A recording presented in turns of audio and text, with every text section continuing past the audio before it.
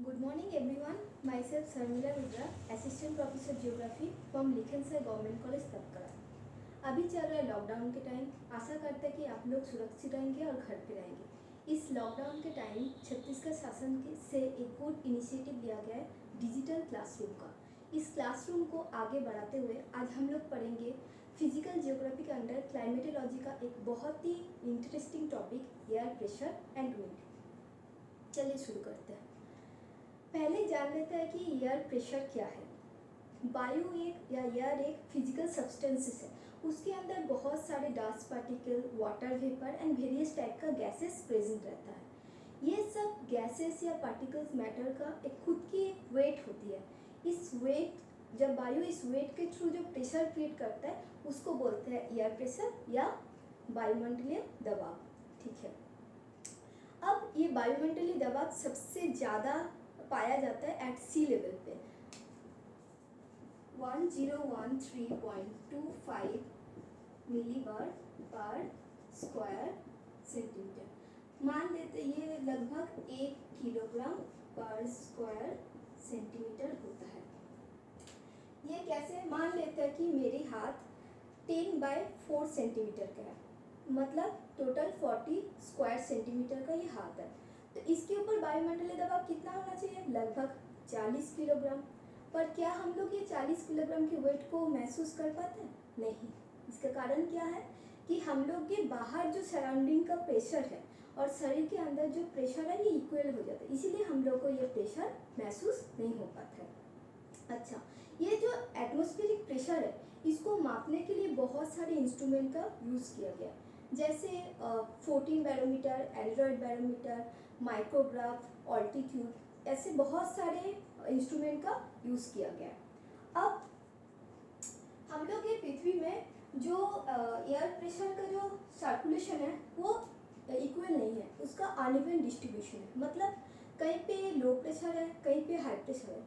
ये uneven distribution के पीछे बहुत सारा फैक्टर्स काम करते हैं। उसमें से पहला है टेम्परेचर।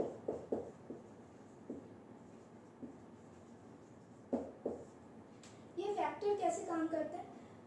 टेम्परेचर के साथ एयर प्रेशर का इन्वर्स रिलेशनशिप है। मतलब जहाँ पे टेम्परेचर ज़्यादा होगा एयर प्रेशर वहाँ पे कम होगा, और जहाँ पे टेम्परेचर कम होगा वहाँ पे एयर प्रेशर हाई होगा। कैसे? मान लेते हैं कि सन को एक जगह पे डायरेक्टली उसका सन इंसुलेशन दे रहा है, तो इस जगह का हवा क्या होगा? गर्म हो जाएगा। और हम लोग ये भी जानते हैं कि जब हवा गर्म हो जाता है तो ऊपर की तरफ उड़ना शुरू करता है। तो जब इस जगह का हवा ऊपर की तरफ उड़ना शुरू करेगा तो इस जगह पे क्या होगा? एयर का जो डेंसिटी है वो कम हो जाएगा। तो यहाँ पे क्या होगा? लो प्रेशर क्रिएट हो जाएगा। ये लो प्रेशर नीचे लो प्रेशर सेंटर क्रिएट हो जाएगा। जब ये हवा एक लेवल तक पहुँचेगा, जब हम लोग एटमॉस्फेयर के लेयर पढ़े थे तो हम लोग वहाँ पे पढ़े थे बहुत सारे एटमॉस्फेयर के लेयर पाए जाते हैं। उसमें ट्रोपोस्फियर नाम की एक लेयर थी। हवा ट्रोपोस्फियर या ट्रोपोपॉज को कभी क्रॉस नहीं कर पाता। हवा ट्रोपोपॉज तक जब पहुँचता है तो उस हवा में कंडेंसेशन होता है।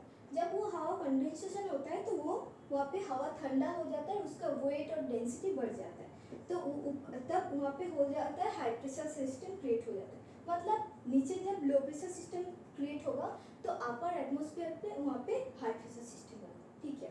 अब कोई जगह पे हवा नीचे की तरफ डिसेंड कर रहे हैं, नीचे की तरफ आ रहे हैं, तो नीचे क्या होगा? यहाँ पे जब बहुत ज़्यादा हवा हो जाएगा तो हवा की डेंसिटी बढ़ जाएगा, तो यहाँ पे क्या होगा? हाई प्रेशर सिस्टम होगा। तो नीचे हाई प्रेशर सिस्टम है, ऊपर से बहुत सारे हवा नीचे की तरफ आ गया, इसीलिए ऊपर में लो प्रेशर होगा। ये चीज़ को हम लोग को दिमाग पे रखना है कि जहाँ पे सी लेवल पे लो प्रेशर होगा वहाँ पे ऊपर अपर एटमॉस्फेयर पे हाई प्रेशर होगा, और जहाँ पे नीचे हाई प्रेशर होगा ऊपर पे लो प्रेशर पाया जाएगा अपर एटमॉस्फेयर पे। अब हम लोग जानते हैं कि पृथ्वी की कोई भी जगह हवा शून्य या खाली नहीं रहता है। तो जब ये जगह पे वैक्यूम क्रिएट हो जाएगा, एयर कम मिलेगा, तो आसपास के एरिया से हवा यहाँ पे आना शुरू करेगा। तो यहाँ पे जब हवा आना शुरू करेगा तो एक सर्कुलर मोशन क्रिएट होगा जो एक साइक्लोन क्रिएट करेगा। मतलब ये लो प्रेशर सेंटर के अराउंड साइक्लोनिक कंडीशन होता है। और हाई प्रेशर से क्या होगा? हवा डिफ्लेक्ट करेगा, तो हाई प्रेशर सेंटर क्या रोल क्या होता है, एंटी साइक्लोन कंडीशन प्रिवेल करता है या यहाँ पे स्टेबिलिटी मिलता है। अच्छा, अब दूसरा जो फैक्टर काम करता है, मतलब हम लोग जान गए हैं कि टेम्परेचर और प्रेशर के साथ इनवर्स रिलेशनशिप है। उसके बाद सेकेंड जो फैक्टर इफेक्टिव है वो है ऑल्टीट्यूड। ये कैसे इफेक्ट होता है, मैं बोली थी कि सबसे ज्यादा एयर प्रेशर मिलता है एट सी लेवल पे, जो 1 किलोग्राम पर स्क्वायर सेंटीमीटर के हिसाब से हम पहले बोले थे। तो जब हम लोग ये इससे ऊपर मतलब समुद्र लेवल से जब हम लोग ऊपर उठते जाते हैं तो एयर प्रेशर धीरे धीरे कम होता जाता है। एयर प्रेशर धीरे धीरे जब कम होगा तो वहाँ पे हम लोग ऐसे भी जानते हैं कि जब पहाड़ की चोटी है वो क्या होता है, ठंडा होता है, एयर प्रेशर भी कम हुआ, ऊपर टेम्परेचर भी कम हुआ।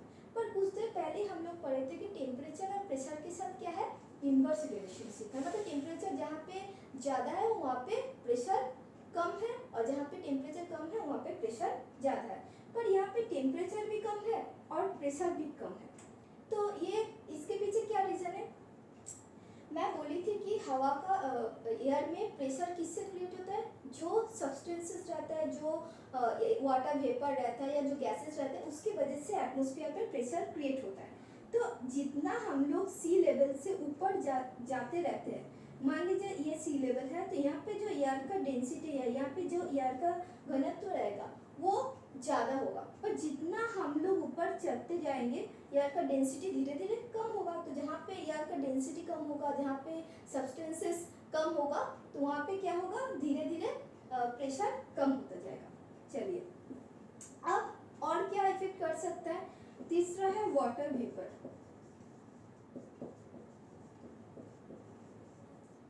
कुछ देर पहले हम लोग जाने हैं कि सबसे ज़्यादा प्रेशर हम लोग को कहाँ पे मिलता है, सी लेवल पे मिलता है। तो जो सी लेवल पे प्रेशर हम लोग को सबसे ज़्यादा मिलता है उसके पीछे क्या रीज़न है, वाटर वेपर। क्योंकि जो समुद्र के किनारे है वहाँ पे वेपर क्या है, बहुत ही ज़्यादा मिलता है समुद्र के किनारे, क्योंकि वहाँ पे इवेपोरेशन बहुत ज़्यादा होती है, इवेपोरेशन रेट बहुत ज़्यादा होने के कारण वहाँ पे वेपर भी बहुत ज़्यादा मिलता है। तो हम लोग इसीलिए वेपर एक बहुत इफेक्टिव फैक्टर है प्रेशर डिस्ट्रीब्यूशन के लिए। ये सब सारे हो गया बहुत सारे फैक्टर।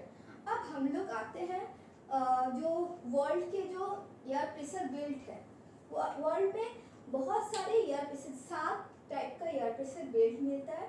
ये वर्ल्ड के प्रेशर बेल्ट अनइवन डिस्ट्रीब्यूशन है, ठीक है। अब ये एयर प्रेशर बेल्ट हम लोग तो इसको एक बेल्ट बोल रहे हैं, पर एक्चुअल में ये बेल्ट नहीं है, ये बहुत सारे छोटे छोटे एयर के पॉकेट मिलते हैं। पर फॉर सिंप्लीफिकेशन हम लोग को इसको एक बेल्ट के रूप में मान लेते हैं। यहाँ पे पूरा पृथ्वी में 3 तरीके का लो प्रेशर बेल्ट मिलता है। जैसे इक्वेटोरियल लो प्रेशर बेल्ट पहला है, और दूसरा सबपोलर लो प्रेशर बेल्ट जो साउदर्न हेमिस्फीयर पे है, और जो सबपोलर लो प्रेशर बेल्ट जो नॉर्दर्न हेमिस्फीयर पे। और 4 प्रकार का हाई प्रेशर बेल्ट मिलता है। सब tropical high pressure belt both latitude में मिलता है, बोथ हेमिस्फीयर में मिलता है, और सबपोलर हाई प्रेशर बेल्ट जो बोथ हेमिस्फीयर में मिलता है। मतलब टोटल हम लोग के पास कितना प्रेशर बेल्ट हो गया, 7 प्रेशर बेल्ट हो गया। चलिए, अब हम लोग एक एक करके जान लेते हैं कि ये जो प्रेशर बेल्ट है ये क्यों बनते हैं, कहीं पे लो कहीं पे हाई, क्यों ये अलग अलग, इसका डिस्ट्रीब्यूशन अलग अलग क्यों। पहला है इक्वेटोरियल लो प्रेशर बेल्ट। ये इक्वेटोरियल लो प्रेशर बेल्ट क्यों होता है, मैं पहले जब टेम्परेचर का फैक्टर पढ़ा रही थी तो तब मैं पहले ही बोली थी, जो जिस जगह पे टेम्परेचर सबसे ज़्यादा होगा वहाँ पे प्रेशर लो होगा। तो अगर अर्थ की बात करें तो सन सबसे ज़्यादा डायरेक्टली कहाँ पे पड़ता है, ये इक्वेटर एरिया में। तो इक्वेटर एरिया पे क्या होगा, टेम्परेचर क्या होगा, बहुत ज़्यादा रहेगा। जितना ज़्यादा टेम्परेचर होगा प्रेशर उतना ही लो मिलेगा। इक्वेटर एरिया पे पूरा साल भर एक ही तरह का क्लाइमेट मिलता है। दोपहर तक एकदम बहुत मॉइस्ट और वार्म है, बहुत ज़्यादा ह्यूमिडिटी रहता है, और शाम के टाइम में बारिश होता है। अच्छा, इसके साथ और एक चीज़ ऐड करते हैं कि जो एयर जितना ज़्यादा वार्म और जितना ज़्यादा मॉइस्ट होगा वो एयर उतना ज़्यादा एसेंड करेगा, मतलब उतना ज़्यादा ऊपर की तरफ पहुँचेगा। क्यों पहुँचेगा, मान लेते हैं कि कोई भी जगह पे टेम्परेचर आया, प्रेशर वहाँ पे हवा गर्म हुआ, ऊपर की तरफ उठना शुरू किया, कुछ देर जाने के बाद उसमें कंडेंसेशन शुरू होगा। जैसे ही कंडेंसेशन होगा उसमें latent heat of condensation release हो जाएगा। जो जब रिलीज हो जाएगा तो उस एयर पैकेट का टेम्परेचर फिर से बढ़ जाएगा सराउंडिंग एयर से। ये एयर पैकेट तब तक ऊपर उठना चालू रखेगा जब तक सराउंडिंग जो एयर है और जो एयर पैकेट ऊपर एसेंड कर रहे हैं दोनों के बीच का टेम्परेचर एकदम इक्वल ना हो जाता। तो इक्वेटोरियल एरिया ऐसे ही हम लोग जानते हैं कि टेम्परेचर ज़्यादा है, एयर बहुत गर्म है और बहुत मॉइस्ट है, तो ये लगभग अपर ट्रोपोपॉज तक ऊपर में पहुंच जाते हैं।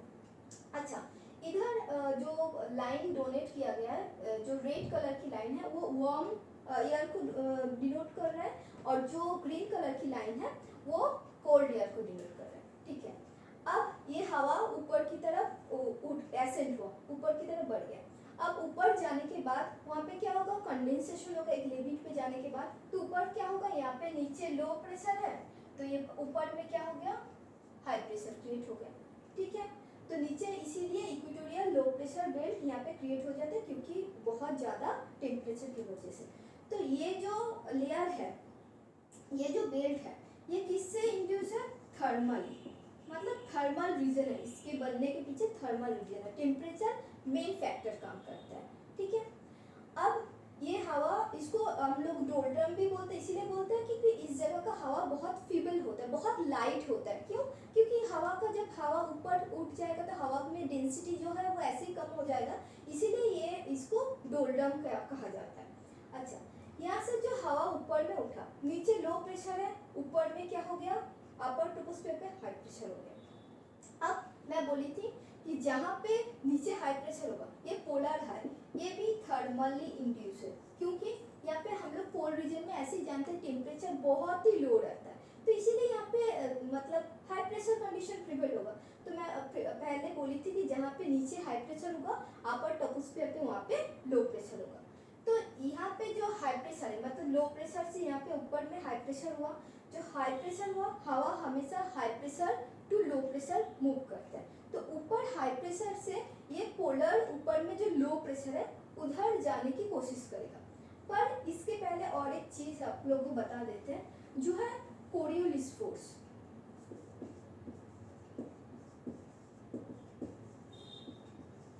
ये फोर्स क्या है, कोरियोलिस फोर्स और कुछ नहीं है, एक इफेक्ट है। इसका मतलब ये है कि पृथ्वी रोटेट करे, रोटेशन की वजह से पृथ्वी में जो हवा है वो डिफ्लेक्ट होता है। इसको समझने के लिए एक आसान सा एग्जांपल हम लोग ले लेते हैं। मान लीजिए आप एक बकेट लिए हैं, उसके अंदर पूरा पानी भर लिया है, एक स्टिक से उस बकेट की पानी को बहुत तेजी से घुमाएंगे तो पानी क्या होगा, बाहर की तरफ बिखर जाएगा। ऐसे ही पृथ्वी का जब रोटेशन होता है, जो वो हवा का जो एयर रहता है वो बाहर की तरफ डिफ्लेक्ट करता है। बस यही है कोरियोलिस फोर्स, मतलब जो रोटेशन अर्थ के रोटेशन स्पीड की वजह से वहाँ पे एयर डिफ्लेक्ट करता है। ठीक है, अब ऊपर हाई प्रेशर एरिया से पोलर अपर लो प्रेशर एरिया तक हवा जाने की ट्रेवल करना शुरू करेगा, पर डिफ्लेक्शन फोर्स की वजह से हवा को जाना था यहाँ से यहाँ, हवा डिफ्लेक्ट हो जाएगा। जब हवा डिफ्लेक्ट हो जाएगा तो उसके अंदर जो एनर्जी है वो एनर्जी कम हो जाएगा। तो यहाँ से जो हवा ऊपर उठा, इसको जाना था इतना दूर, पर उसको डिफ्लेक्शन की वजह से ये हवा क्या करेगा, 30 to 35 डिग्री लैटिट्यूड पे बोथ हेमिस्फीयर पे वो हवा नीचे एसिड कर जाएगा। ठीक है, जब हवा नीचे एसिड कर जाएगा तो मैं बोली थी कि जब हवा ऊपर से नीचे आएगा तो उस एरिया का डेंसिटी बहुत बढ़ जाएगा, तो वहाँ पे हाई प्रेशर होगा। इसीलिए सब ट्रॉपिकल हाई प्रेशर बेल्ट पे बोथ लैटिट्यूड पे हाई प्रेशर मिलता है। 30 से 35 डिग्री लैटिट्यूड पे हमेशा हाई प्रेशर बेल्ट मिलता है। ठीक है, अब हम लोग नेक्स्ट आते हैं सब पोलर लो प्रेशर बेल्ट पे। यहाँ पे लो प्रेशर बेल्ट क्या होता है, अच्छा, पृथ्वी का जो रोटेशन है वो इक्वेटर में सबसे ज़्यादा होगा, और धीरे धीरे जब हम लोग पोल में जाएंगे तो ये जो रोटेशन की स्पीड है वो धीरे धीरे कम होता जाएगा। और ये जो कोरियोलिस फोर्स है इक्वेटर में सबसे मिनिमम होगा, बट पोलर में सबसे मैक्सिमम ये कोरियोलिस इफेक्ट सबसे ज़्यादा होगा। अच्छा, ये लो प्रेशर पर इसलिए होता है क्योंकि यहाँ पे रोटेशन ऑफ द अर्थ की वजह से हवा का डिफ्लेक्शन होता है, ऊपर से कोई हवा यहाँ पे डिसेंड नहीं कर रहा है, तो इसीलिए हवा ऊपर की तरफ उठना शुरू करेगा। और एक चीज़ होता है, यहाँ पे पोलर से ठंडी हवा आता है और सब ट्रॉपिकल हाई प्रेशर बेल्ट से कंपैरेटिवली हवा यहाँ पे पहुँचता है। तो दोनों जो अलग कॉन्ट्रास्ट का जो हवा एक साथ जहाँ पे मिलेगा वहाँ पे क्या क्रिएट होगा, एक फॉल्ट क्रिएट होगा। ये फॉल्ट की वजह से जो कोल्ड एयर है वो वार्म एयर को ऊपर की तरफ पुश कर देगा। तो यहाँ पे दो फैक्टर मेन रीजन है सब पोलर लो प्रेशर बेल्ट के लिए। एक रोटेशन ऑफ द अर्थ की वजह से डिफ्लेक्शन फोर्स, और दूसरा क्या बोले हम, फॉल्ट की वजह से जो कोल्ड एयर है वो अपर एयर को ऊपर पुश कर देगा। अब आपके दिमाग में एक क्वेश्चन होगा कि ये जो सब ट्रॉपिकल हाई प्रेशर बेल्ट है यहाँ पे भी तो हवा डिफ्लेक्ट होगा, यहाँ पे भी ये तो 60 to 65 डिग्री लैटिट्यूड है, पर ये 30 से 35 डिग्री, यहाँ पे रोटेशन स्पीड और भी ज़्यादा होगा, पर यहाँ पे हवा डिफ्लेक्ट होकर क्यों नहीं ऊपर जा रहा? हाँ, यहाँ पे भी हवा डिफ्लेक्ट हो रहा है, और यहाँ से भी देखिए ये रेड लाइन ऊपर की तरफ जा रहा है, पर ऊपर से जो ठंडा या डिसेंट कर रहा है वो उसका फोर्स ज़्यादा होने के कारण ये जो वार्म एयर ऊपर जाने की कोशिश करता है वो ऊपर जा नहीं पाता, इसीलिए यहाँ पे हाई प्रेशर बेल्ट होता है। सब पोलर में पहले ही बोली थी कि यहाँ पे टेम्परेचर कम होने की वजह से यहाँ पे हमेशा हाई प्रेशर कंडीशन प्रिवेल रहेगा। तो ये दोनों जो इक्वेटोरियल लो प्रेशर बेल्ट है, पोलर हाई प्रेशर बेल्ट है, ये टेम्परेचर की वजह से होता है, इसीलिए इसको थर्मली इंड्यूस प्रेशर बेल्ट कहा जाता है। पर ये जो सब ट्रॉपिकल हाई प्रेशर बेल्ट और सब पोलर लो प्रेशर बेल्ट, ये दोनों डायनामिकली इंड्यूस है। चलिए अब प्रेशर हम लोग ये समझ गए कि 7 तरीके का प्रेशर बेल्ट है और कैसे वो पूरा आर्ट पे कैसे कहाँ पे हाई प्रेशर बेल्ट है, कहाँ पे लो प्रेशर बेल्ट है। हम लोग का एयर प्रेशर बेल्ट भी खत्म हुआ। अब हम लोग इसके साथ हम लोग को पढ़ना है विंड। तो विंड अगर हम लोग पढ़ेंगे तो ऐसे हम लोग को दो तरह के विंड मिलता है, एक है परमानेंट विंड और एक है वेरिएबल विंड। हम लोग आज एयर प्रेशर के साथ साथ परमानेंट विंड सिस्टम को, जो हमेशा साल भर एक ही तरीके से चलता है, उस विंड सिस्टम को इसके साथ पढ़ लेते हैं। वेरिएबल विंड को हम लोग पार्ट 2 में पढ़ेंगे, ठीक है। इक्वेटोरियल लो प्रेशर बेल्ट, यहाँ पे लो प्रेशर है, इसके ऊपर 30 से 35 डिग्री लैटिट्यूड पे क्या है, सब ट्रॉपिकल हाई प्रेशर बेल्ट है। तो हम लोग बोले थे कि हवा हमेशा high pressure to low pressure आता है, हवा हमेशा high pressure to low pressure आएगा।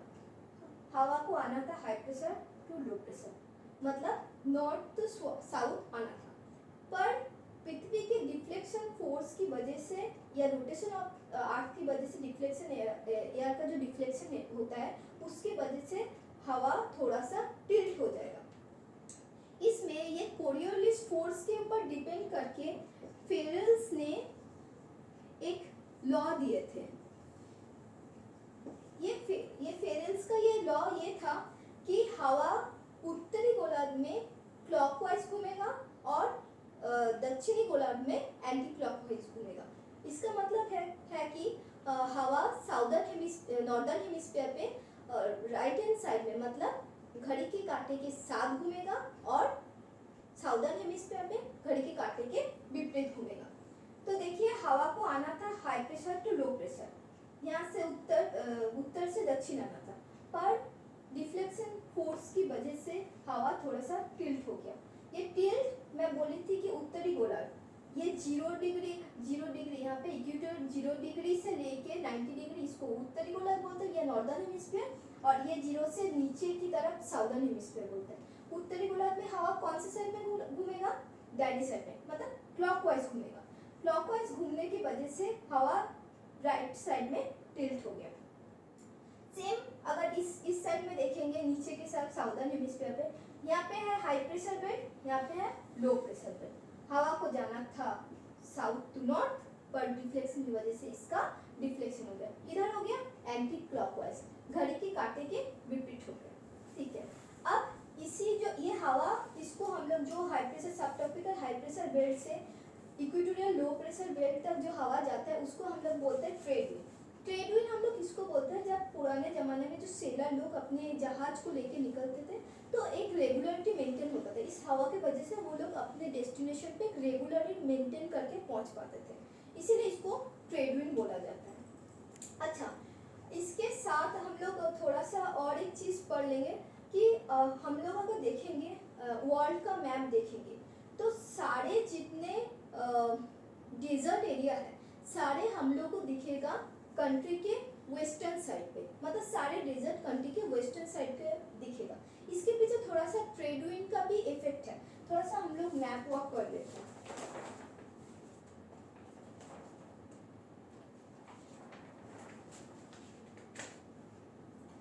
ये है इक्वेटर,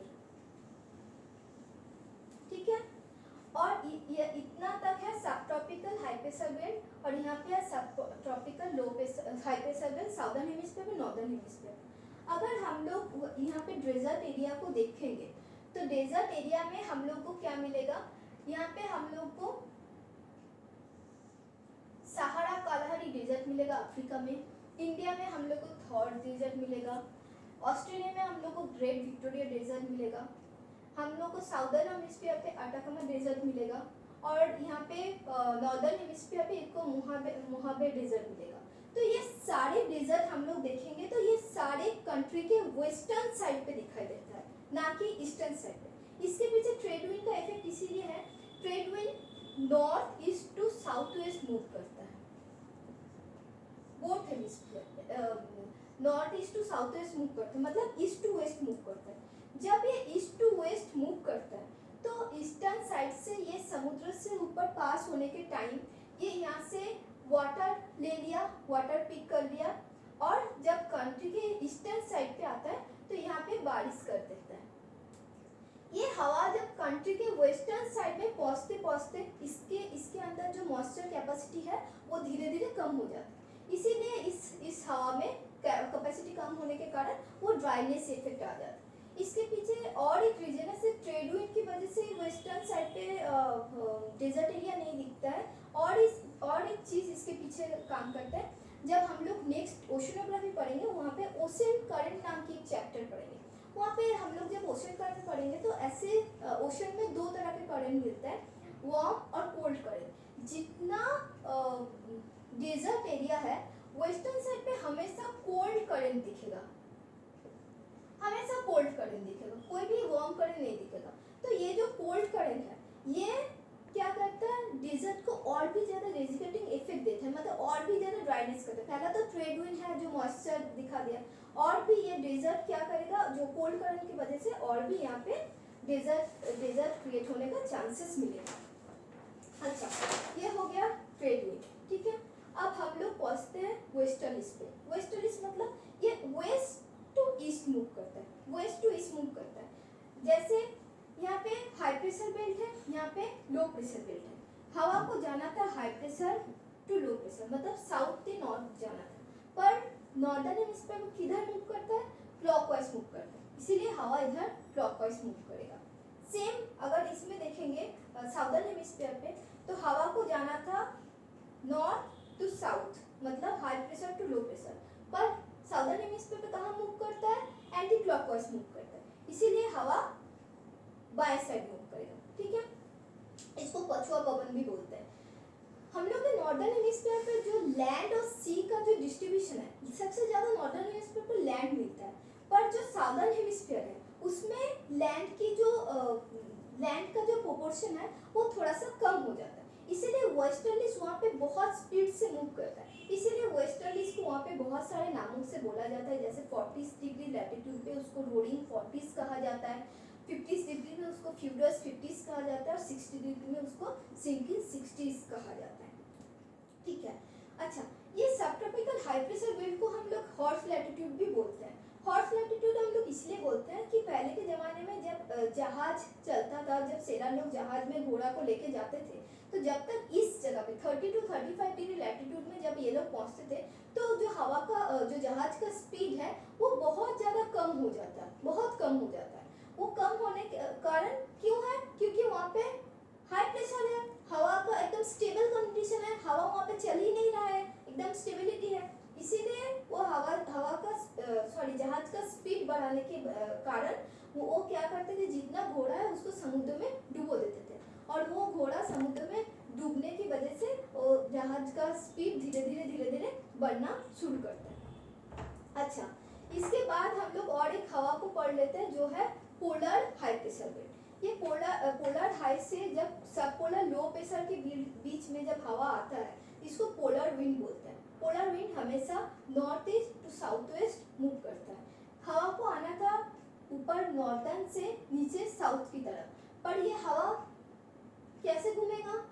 नॉर्दर्न हेमिस्फीयर पे घड़ी के कांटे के साथ, इसका मतलब क्लॉकवाइज मूव करेगा, इसीलिए इसको ये क्लॉकवाइज मूव करते हैं। और साउदर्न हेमिस्फीयर पे कैसे मूव करेगा? ये एंटी क्लॉकवाइज मूव करेगा, इसीलिए साउदर्न हेमिस्फीयर पे इसको जाना था साउथ टू नॉर्थ, पर ये घड़ी के कांटे के विपरीत ये बाएं साइड में मुड़ जाता है। ये हो गया हम लोग के वर्ल्ड के सारे एयर प्रेशर एंड उसके साथ रिलेटेड विंड्स, जो परमानेंट विंड सिस्टम है जो साल भर इस जगह से चलता है। अच्छा, इसके साथ और एक चीज हम लोग पढ़ लेते हैं, ट्राइसेल्युलर मॉडल। ये मॉडल क्या बोलते हैं कि जब ये इस पूरा अर्थ पे हम लोग का एयर का एक कन्वेक्शनल सेल दिखाई देता है। कैसे? जब यहाँ से इक्वेटोरियल बेल्ट से हवा ऊपर की तरफ उठा, लो प्रेशर से हाई प्रेशर उठा, हाई से उसको लो पे जाना था, वो जाके 30 से 35 डिग्री मतलब यहाँ पे डिसेंड कर गया। यहाँ पे नीचे उतरने के बाद फिर से वो हाई से लो प्रेशर बेल्ट की ओर आएगा, मतलब हवा यहाँ से ऊपर गया, फिर दोनों साइड मूव किया, फिर यहाँ पे हाई प्रेशर बेल्ट पे फिर डिसेंट हुआ, फिर ट्रेड विंड के नाम से ये फिर से जाके आके मीट किया। जब इक्वेटोरियल लो प्रेशर पे मीट करते हैं तो इसको ITCZ या इंटरट्रॉपिकल कन्वर्जेंट जोन्स बोलते हैं, जहाँ पे दो हवा आके मीटिंग पॉइंट होता है। तो ये देखिए यहाँ पे ऐसे एक सर्कुलर मतलब कन्वेक्शनल हवा का एक सेल बनता है, जिसको हैडली एक साइंटिस्ट है उसके नाम से हैडली सेल कहा जाता है। अच्छा, सेम यहाँ पे भी जब हाई प्रेशर बेल्ट से यहाँ पे हवा ऊपर गया, हवा ऊपर जाने के बाद लो प्रेशर बेल्ट पे यहाँ पे लो प्रेशर बेल्ट से हवा ऊपर गया, फिर हवा ऊपर जाने के बाद बोथ साइड पे हाई प्रेशर बेल्ट में दोनों असेंड किया, फिर दोनों यहाँ पे जाके दोनों साइड से हवा वेस्टर्ली और पोलर के नाम से ये लो प्रेशर बेल्ट पे आके मीट किया, जहाँ पे ये लोग टेम्परेट फ्रंट या टेम्परेट साइक्लोन क्रिएट होता है इस जगह पे। फिर से ऐसे एक सर्किल बनाया, तो एक सर्किल हम लोग को मिल गया ऐसे, और ये दोनों सर्किल हम लोग को मिल गया ऐसे। टोटल हम लोग को 3 सर्किल पूरा अर्थ भर में मिल गया, 3 साउदर्न हेमिस्फीयर पे, 3 नॉर्दर्न हेमिस्फीयर पे। तो जो इस ट्रॉपिकल एरिया में जो सर्किल मिलता है उसको बोलते हैं हैडली सेल। उसके बाद जो टेम्परेट रीजन में जो सर्किल बनता है, हवा का जो सर्किल बनता है pressure low pressure to high pressure, जो कन्वेक्शनल सेल का जो सर्किल मिलता है उसको बोलते हैं फेरल सेल। जैसे ये फेरल सेल हुआ, फेरल जो साइंटिस्ट है उसके नाम से ये फेरल सेल हो गया। और पोलर लो से पोलर हाई, फिर पोलर एयर जो एक कन्वेक्शनल सर्किल बनता है उसको बोलते हैं पोलर सेल। तो हम लोग आज क्या क्या पढ़ लिए? एयर प्रेशर, मतलब एयर प्रेशर का पूरे अर्थ में एयर प्रेशर का जो डिस्ट्रीब्यूशन है, ये एयर प्रेशर हम लोग पढ़ लिए। उसके बाद उसके रिलेटेड जो परमानेंट विंड है, जैसे trade wind, western wind, polar wind, ये तीनों विंड के बारे में पढ़ लिए। और 3 सेल के बारे में पढ़ लिए, जो एक कन्वेक्शनल सेल है जो एकदम नीचे से शुरू होकर अपर टोपोस्फीयर फिर से ग्राउंड लेवल पे आके जो कन्वेक्शनल सेल बनता है, उस सेल के बारे में हम लोग पढ़ लिए, 3 सेल के बारे में। अब नेक्स्ट पार्ट में हम लोग पढ़ेंगे वेरिएबल विंड का, बहुत सारा विंड के बारे में हम लोग पढ़ेंगे।